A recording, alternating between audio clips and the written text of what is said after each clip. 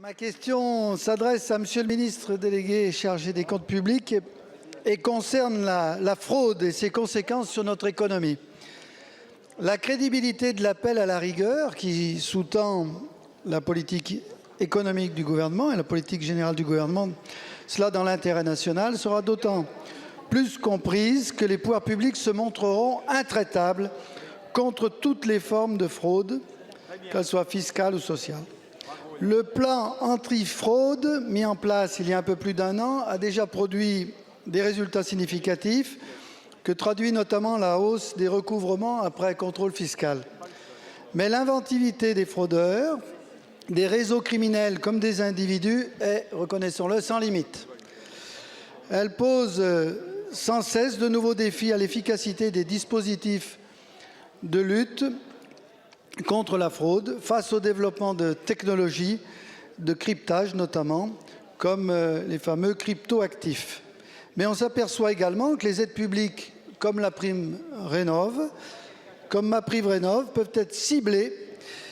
Et c'est ainsi qu'on constate que les téléconsultations sont particulièrement exposées aux pratiques frauduleuses. Monsieur le ministre, face à ce constat alarmant, pouvez-vous nous faire un premier bilan du plan antifraude de 2023?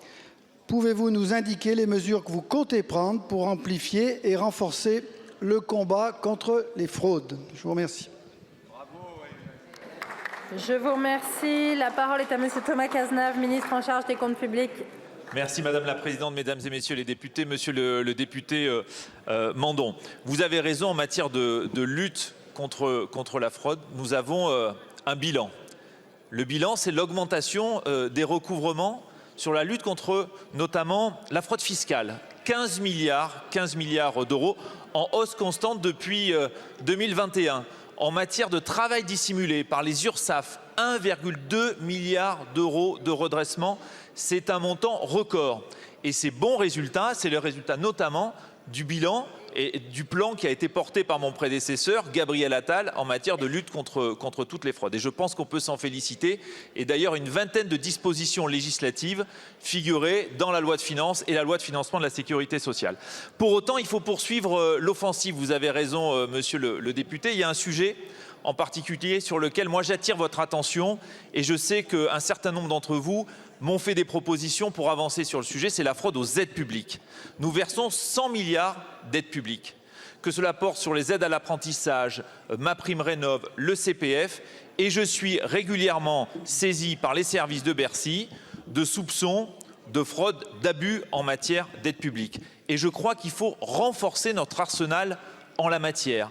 Pouvoir par exemple suspendre immédiatement le versement des aides en cas de soupçon. Aujourd'hui, ce n'est pas possible. Permettre aux administrations de partager entre elles les informations utiles pour resserrer les mailles du filet. Aujourd'hui, ce n'est pas possible. Renforcer les pouvoirs d'investigation et de contrôle des administrations qui versent des aides. Je pense par exemple à l'ANA, en particulier pour les aides à la rénovation énergétique. Donc sur ce sujet-là, moi, je suis prêt à engager un travail, et je l'ai déjà fait avec un certain nombre d'entre vous, pour aller plus loin et compléter notre arsenal en matière de lutte contre toutes les fraudes. Merci.